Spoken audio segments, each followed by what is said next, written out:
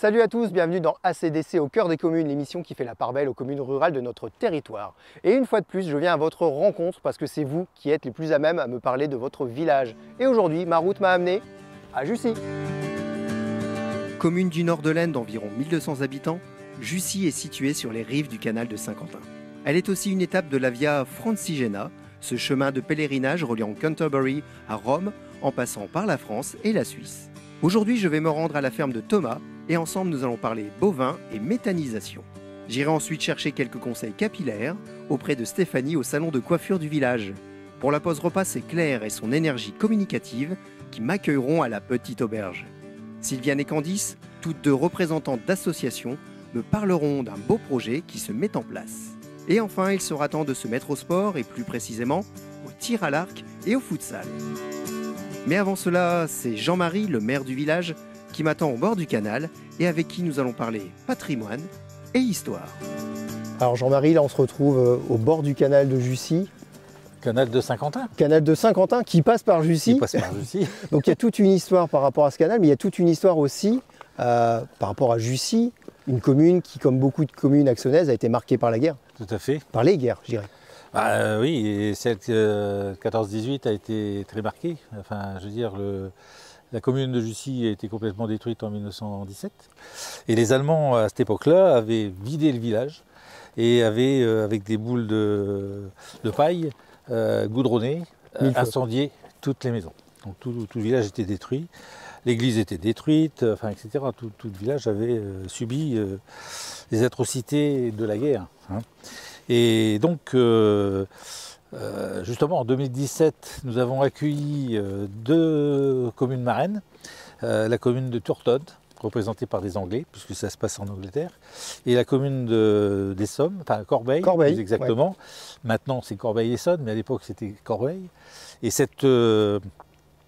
communes avaient fait appel à des dons de leurs ressortissants locaux pour la reconstruction d'une partie de Jussy, c'est-à-dire que les Anglais ont contribué à la restitution de l'eau potable dans Jussy, puisque le château d'eau, tout ça avait été détruit.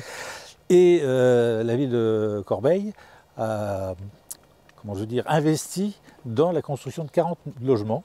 Et on a actuellement, dans Jussy, la cité Corbeil. Il y a une cité Corbeil, voilà. Donc le nom vient de là. Exactement, tout à fait. Et par rapport à cette reconstruction, donc après-guerre, après la Première Guerre mondiale, on retrouve l'influence art déco dans de nombreux monuments ici. Tout à fait. Alors cette reconstruction en 1920, ça a commencé en 1920, mais 6 édifices publics ont été inaugurés le même jour, en avril 1925. Ah, voilà. Vous avez déjà étudié un peu la question. J'ai un peu révisé. Effectivement, en fin de compte, l'église a été reconstruite à son emplacement d'origine, enfin, sur les ruines de l'ancienne église. A été construit dans la foulée le monument aux morts qui se trouvait sur la place à laquelle se trouvait un abreuvoir. Le pont du canal a été aussi inauguré à cette période-là. La mairie, et ensuite, derrière la mairie se trouve l'école. Donc ce sont les 6 édifices publics, je dirais, qui ont été inaugurés en avril 1925. Et Jussy, ce n'est pas que ça, il y a aussi une entreprise ici qui est indissociable de Jussy. Je pense à l'entreprise le groupe Mondelez. Alors ça fait partie aussi de l'histoire de la reconstruction.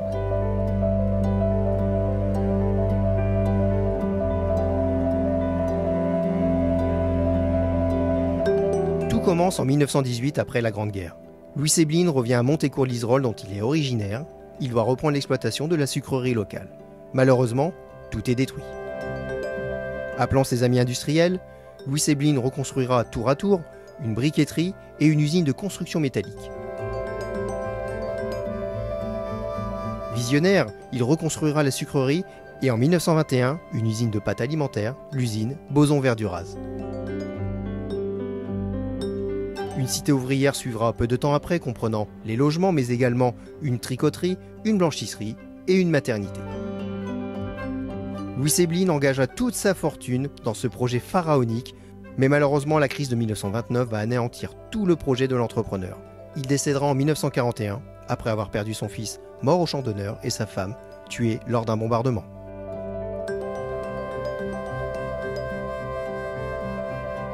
Le groupe Boson-Verdura sera également en grande difficulté financière et devra céder des parts à la biscuiterie Brun et licencier quelques ouvriers. La biscuiterie Brun sera rachetée après-guerre par le groupe Forgio et Giovanni Panzani, qui restructure le groupe en créant une unité de pâtes et une unité de biscuits. Cette dernière sera revendue plus tard à la société Lu. Certaines unités de production sont alors abandonnées, comme l'usine de Jussy, qui sera fermée pendant 9 ans.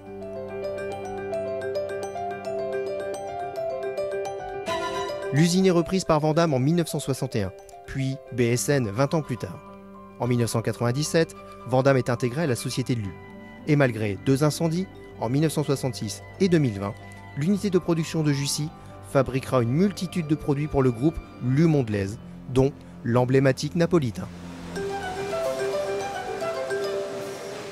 Il y a peu de temps, il y a eu une exposition qui a été mise en place pour fêter les 100 ans d'existence de l'usine, puisque l'usine a démarré en 1921. C'était la reconstruction en plein, quoi, je veux dire. Et maintenant, effectivement, nous célébrons le napolitain, la fabrication du napolitain. Le célèbre napolitain, indispensable pour le 4 heures. Ah, ça, c'est incontournable pour les lycéens, ça n'est pas de problème. Donc là, Jean-Marie, vous m'amenez à un endroit où la petite histoire rencontre la grande, c'est ça? Effectivement, là on est dans un endroit assez remarquable, puisque on va parler du capitaine Leclerc. Capitaine Leclerc qui était à l'époque, bien sûr, effectivement, dans l'armée française, mais se trouvant dans la région de Lille, territoire occupé. Voilà. Et puisqu'ici, sur cette partie du canal, nous sommes sur le territoire occupé. Là, on est en territoire occupé. Et vous êtes en train de me dire que de l'autre côté... C'était la zone libre. Ok, voilà. Ça a son importance. Et la particularité, c'est que il s'est fait arrêter par l'armée allemande et puis contrôlé. Et sur lui, alors qu'il était en civil, on a trouvé un papier d'une solde militaire. Qui a trahi son statut. Qui a trahi son statut, et tout à fait. Ce qui fait qu'il a été arrêté. Et puis... par l'inadvertance certainement de l'Allemand, il a réussi à récupérer son papier et le détruire en le mangeant. Ah, il a mangé le papier pour détruire la preuve. Exactement. Pas de trace. Et ce qui fait que il a pris un vélo qu'il a trouvé sur place pour arriver jusqu'ici. De Lille jusqu'ici. Jusqu'à Jussy. Ça fait une belle balade. Exactement. Et retrouver de l'autre côté la zone libre. Mais il n'a pas traversé en vélo. Non, mais il a traversé le canal à la nage, sous le feu de l'ennemi, parce qu'effectivement, il aurait peut-être été vu à un moment donné, et c'est comme ça que c'est traduit dans ses écrits, comme quoi il a traversé le canal à la nage sous le feu de l'ennemi. On sait quand On même sait que s'il avait été touché ici, son destin et le destin de Paris n'aurait pas été le même. Ça aurait été différent. Tout à fait. Comme quoi, la petite histoire, effectivement, rejoint la grande. Direction maintenant la ferme de Thomas, où son fils Nathan est déjà bien occupé au nourrissage d'un beau petit troupeau de blondes d'Aquitaine.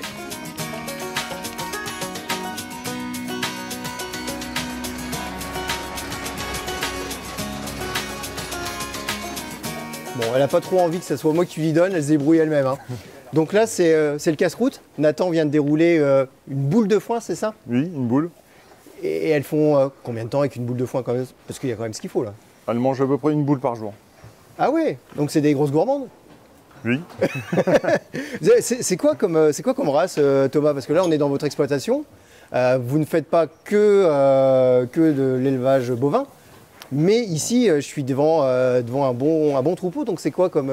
Alors c'est des blondes d'Aquitaine. Les blondes d'Aquitaine, alors leur particularité? Oui. C'est une race à viande, une race allaitante. Allaitante, c'est-à-dire que quand elles vont mettre bas, le veau va rester avec la maman. Voilà, le veau reste au pis pendant à peu près 8-9 mois jusqu'au sevrage. Donc là, vous me disiez, hein, elle n'attendait qu'une seule chose, c'était de revenir ici, quoi. Revenir ici, et aussi c'est une période où il n'y a plus assez d'herbe en pâture. D'où ils sont contents de manger. Oui. Ah, elles n'ont pas que ça en plus. J'ai vu ici, c'est quoi ces granules? C'est des pulpes sèches de nos betteraves. D'accord, donc en plus c'est local parce que c'est les betteraves qui viennent de proximité, quoi, de la pulpe sèche.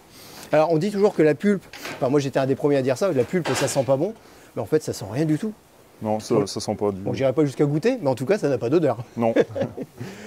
Donc là, concrètement, vous vous en occupez, voilà, vous leur donnez la meule de foin, après elle se gère toute la journée. Le matin, on donne les pulpes en premier. D'abord les pulpes. À peu près un seau pour 4 vaches. Et après, on déroule du foin à volonté. D'accord.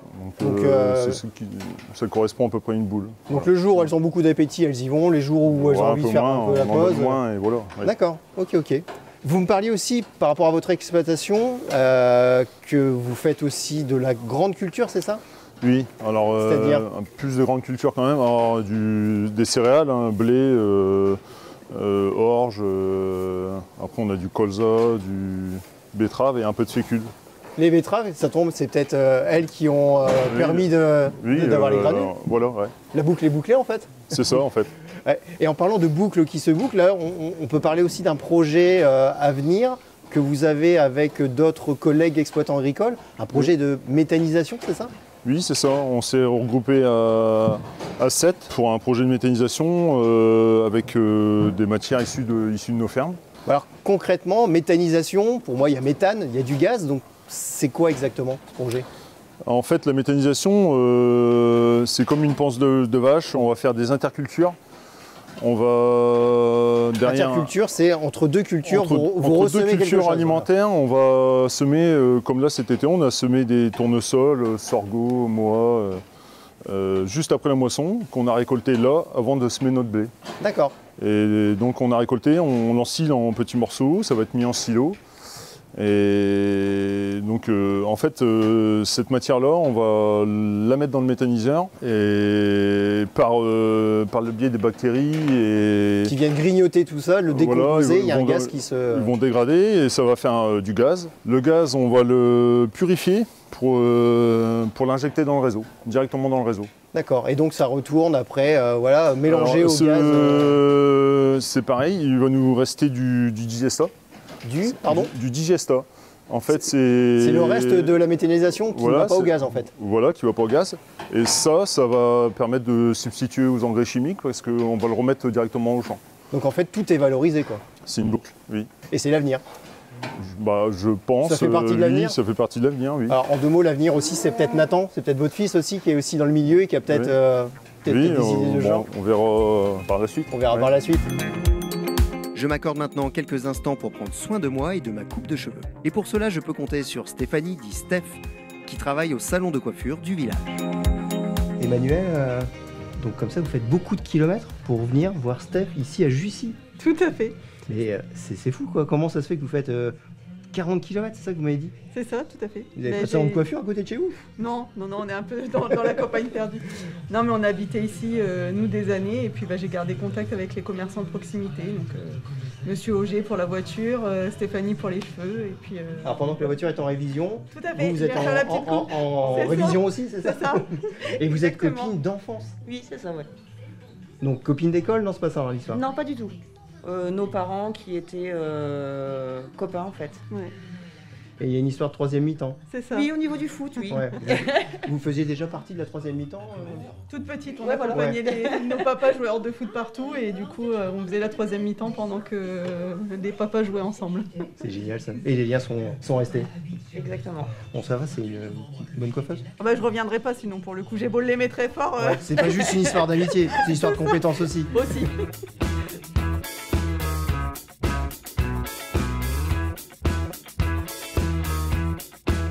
Bon alors Steph, là vous m'avez suggéré une couleur. Je ne sais pas si je dois le prendre bien ou mal. C'est-à-dire que voilà, le cheveu blanc, c'est pas glam, c'est pas sexy. Si, ça peut donner du charme. Ça peut donner du charme? Oui, bon. Certaines personnes, oui. Certaines, bon, mais pas moi, j'ai bien compris. Ok. Bon, dites-moi, Steph, ici à Jussy, vous êtes installé dans ce salon depuis de nombreuses années, même si là, il y a eu un petit changement, on en reparlera après. Pourquoi à Jussy, ça vous plaît? Pourquoi un salon à la campagne? Par rapport à la clientèle. Je trouve que les clients dans les campagnes sont plus fidélisés par rapport à des clients de ville en fait. Ouais, et on l'a vu tout à l'heure en plus avec Emmanuel, qui est une cliente depuis toujours visiblement et qui fait beaucoup de kilomètres pour venir se faire coiffer par vous. Oui, depuis des années. De toute façon, nous, on se connaît depuis très très longtemps. Donc, et moi, ça va faire presque 20 ans que je travaille dans ce salon. Donc, c'est vrai que j'ai beaucoup de clients quand même très très fidélisés. Alors, client, cliente, vous faites Les deux. Les deux. Les deux.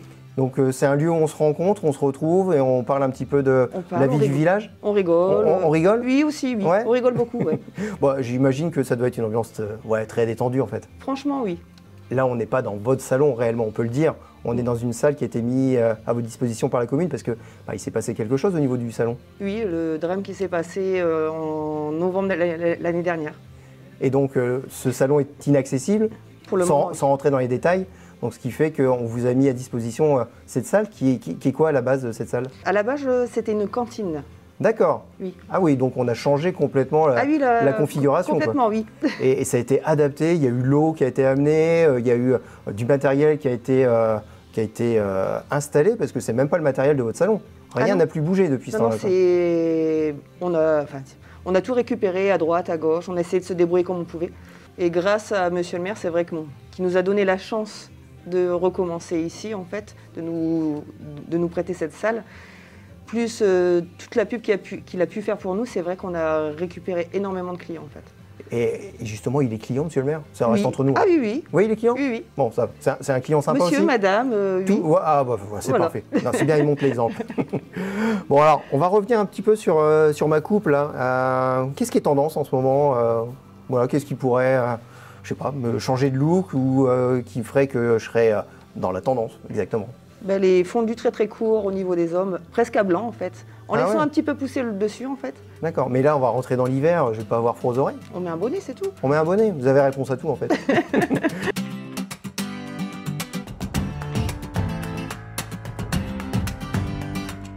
C'est déjà l'heure du repas, et pour se faire plaisir autour d'une bonne table, j'ai rendez-vous à la Petite Auberge, ou plutôt chez Claire comme disent les habitués. Jean-Marie et Sylviane, son épouse, m'attendent déjà à table. Merci.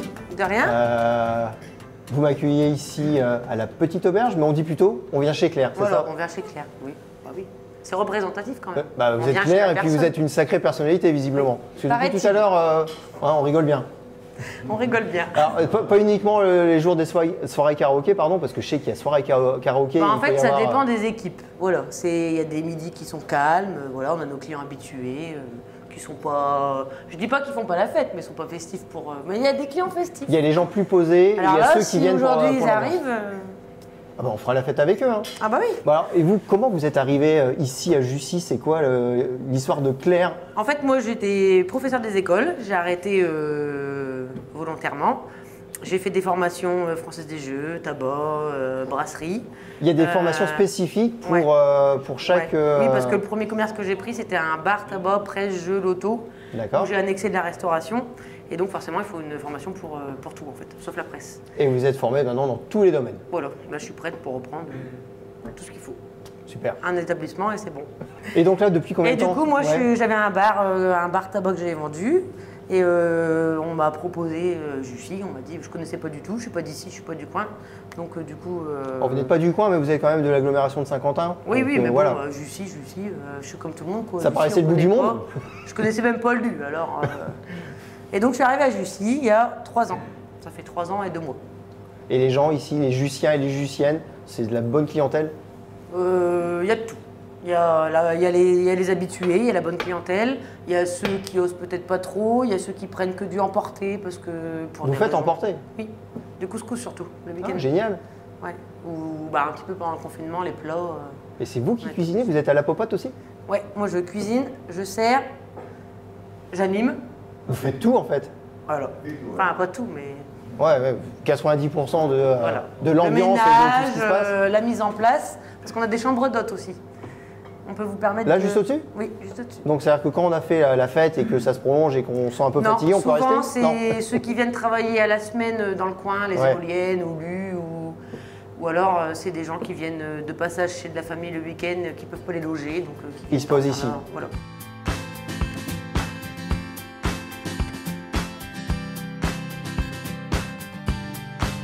Vous prenez de l'entrée ou pas? Parce qu'il y a le buffet d'entrée à volonté. Oh, est-ce que vous avez pris l'entrée? On a pris oui. l'entrée. Oh, bah, je vais les accompagner à ce moment-là. Allez. Puis après, ça sera un steak à cheval. Alors, un steak à cheval de la cuisson. Super saignant. Saignant. C'est parti. Super. Merci.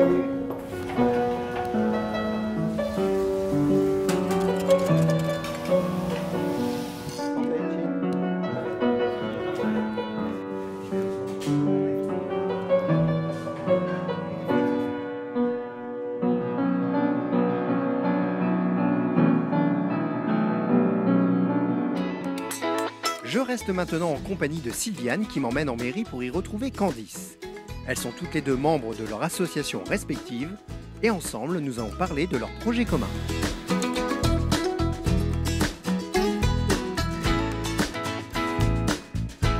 Bon alors Sylviane, là je ne comprends pas. Au Vrai Poilu, c'est un restaurant, c'est pas là que vous m'avez emmené manger tout à l'heure. Expliquez-moi, c'est quoi? C'était un restaurant, comment je veux dire, temporaire, que nous avions fait pour les 100 ans de la fin de la guerre de 1918. Donc en 2018. En 2018. Donc là, concrètement, on est là pour parler d'associations ici à Jussy. Donc vous êtes deux représentantes de deux associations différentes. Donc Candice, vous êtes là pour représenter les enfants de Jussy. Tout à fait. Qui est une association. Qui est une association qui mène des actions pour améliorer le quotidien des enfants au sein de l'école. L'école qui se trouve là juste à côté, Tout à collée fait. à la mairie. Tout à fait, très pratique. C'est franchement très pratique. C'est top. Et Faustine, toi, tu es à l'école ici? Ouais? Oui. Tu es en quelle classe? En CP, En CP. Tu es une grande CP, hein? Oui.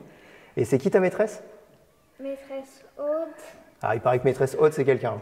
C'est exceptionnel. C'est vrai? Ah oui, elle est exceptionnelle à Jussy. C'est une enseignante qui est top avec les enfants, qui leur apporte énormément de choses. Hein, Faustine? Elle est comme ça, maîtresse Aude? Bah, tu peux le faire. On le fait? Comme ça, maîtresse Aude? Vous êtes comme ça? Oui, Sylviane, vous êtes là pour représenter l'association qui s'appelle le Carillon des Mitrons. Oui. Là, ça m'intrigue. Tiens, on entend justement, ça vient de sonner. Ça vient de dinguer, oui, là, juste 3 heures. Donc c'est le carillon qui est... C'est qui est celui-là? juste au-dessus, il se trouve juste là au-dessus. Alors, carillon, je comprends, des cloches, mitron. Mitron, parce que Jussy était le pays des boulangers au moment où s'est creusé le canal Crozat. Le canal qui est juste... Qui est juste là, le long, ce qu'on appelle le canal de Saint-Quentin. On va continuer à parler un petit peu de ce que vous faites, parce que là, deux associations, mais qui ont une volonté commune de construire des choses. C'est ça. Avec le confinement, on s'est rendu compte il y avait une perte de communication entre les associations et on a réussi à avoir un projet commun. Alors, qui est ce qu'on appelle la Nuit des Lumières, qui va se dérouler le 21 décembre, puisque c'est le jour du solstice d'hiver, la nuit la plus longue. Et donc, qui dit nuit, dit obscurité et autre chose, on veut réveiller tout ça en amenant plein de lumière. Donc, il y aura plusieurs animations qui vont être faites. Les premières décorations du sapin de Noël par les enfants de l'école. Donc là, on voit des petits modèles. On voit des petits modèles. Qui pourront être fournis. C'est une idée, voilà, oui. C'est une idée, mais l'idée, c'est que justement, chaque élève puisse repartir chez lui, complète la déco, et vienne le mettre sur le sapin. C'est ça. L'association, en fait, nous les adultes, on va les aider à décorer le sapin, avoir quand même quelque chose de communion pour l'ensemble des villageois de Jussy. Tu vas faire ta petite déco? Ah bah oui. Ouais. Et c'est toi qui l'accrocheras? Oui. Ouais. Oui. On va tout faire pour. Bon, elle est grande. Oui, c'est toi qui vas accrocher au plus haut pour les autres, en fait. Ça devrait aller. J'aimerais bien qu'on aille voir là où ça va se faire, parce que c'est là, en bas de la mairie. Tout va se faire à l'extérieur. Bon, en même temps, si on lance les ballons ici, ils vont pas aller loin. Et non, ils iront pas très loin.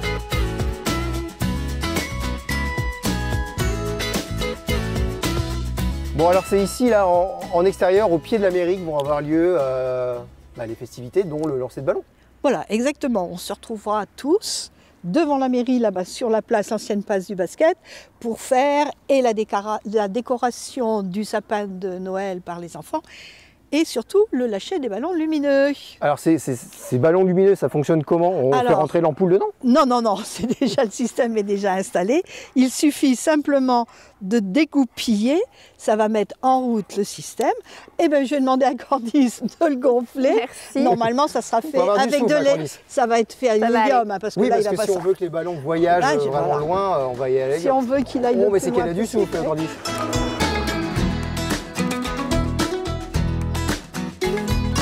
Il y a la lumière. Oui, parce qu'on aura tout éteint Forcément, bah oui, pour mettre vraiment dans l'ambiance. Voilà. Et tous les ballons, vous me disiez tout à l'heure, ils ne pourront pas être lancés tous en même temps. Comme on attend à peu près 150 enfants, puisqu'il y a 120 enfants à l'école de Jussy, plus les frères et sœurs qui pourront aussi avoir leur ballon s'ils le désirent, on est obligé de faire des vagues de 50.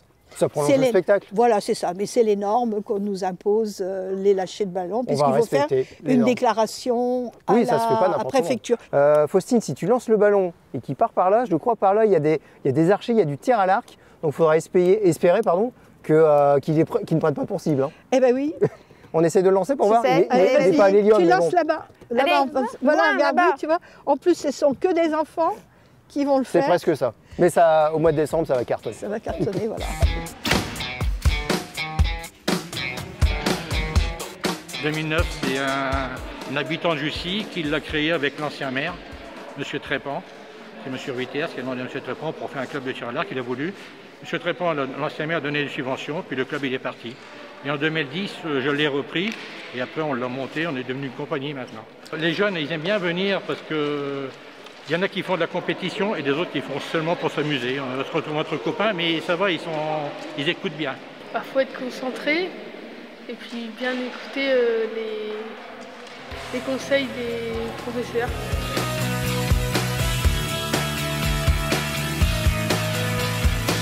Parce que moi, dans le temps, j'en faisais du tir à l'arc que j'avais arrêté, puis du fait que je suis arrivé en pré-retraite, il fallait bien que je m'occupe.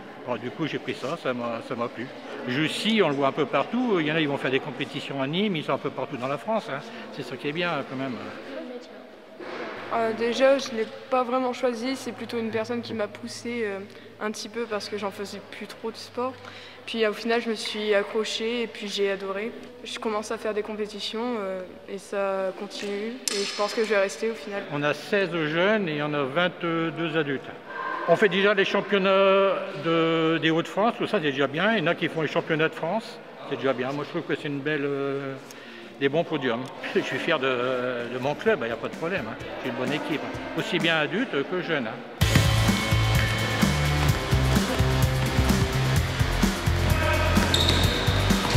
Il y a 4 ans que je suis là, donc c'est à côté de chez moi. L'ambiance elle est cool. J'ai pratiqué du foot pendant longtemps. Donc j'en fais depuis que j'ai 6 ans.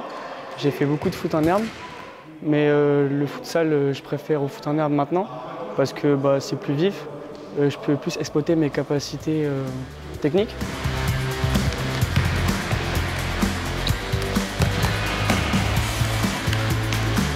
Voilà, là-bas je faisais du foot en herbe. C'est vrai que je me suis intéressé au foot en salle plus particulièrement, donc je suis venu m'inscrire ici au club de Jussy, vu que c'était pas très loin de chez moi.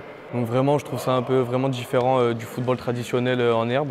C'est-à-dire que voilà, c'est une surface rapide, il faut utiliser d'autres surfaces de notre pied. Par exemple, on utilise beaucoup la semelle, tout ça pour jouer au foot en salle. Vraiment, c'est des sprints un peu sur courte distance. C'est vrai que j'aime bien, ça, pour moi, ça me rappelle le foot et en même temps, voilà, ça me fait découvrir un autre sport en même temps, on va dire.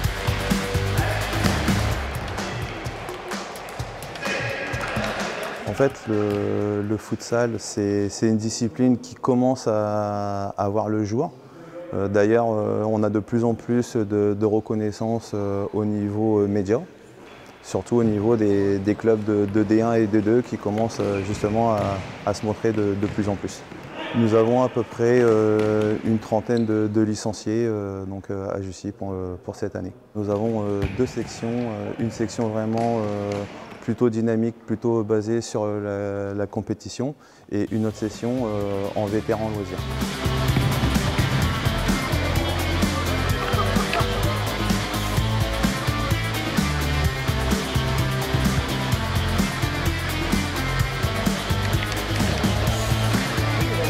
Et voilà, ma journée sur Jussy se termine. J'y ai fait une nouvelle fois de belles rencontres. J'espère que vous avez apprécié cette émission. Pour ma part, je vais rester encore un petit peu avec mes nouveaux copains. On a une partie de pétanque là en cours. C'est serré. Là, il faut que je tire pour le point. C'est bien ça? C'est bien ça. Bon, allez, c'est parti. On se dit à bientôt au cœur des communes. Faut pas être trop long. Hein. Bien joué.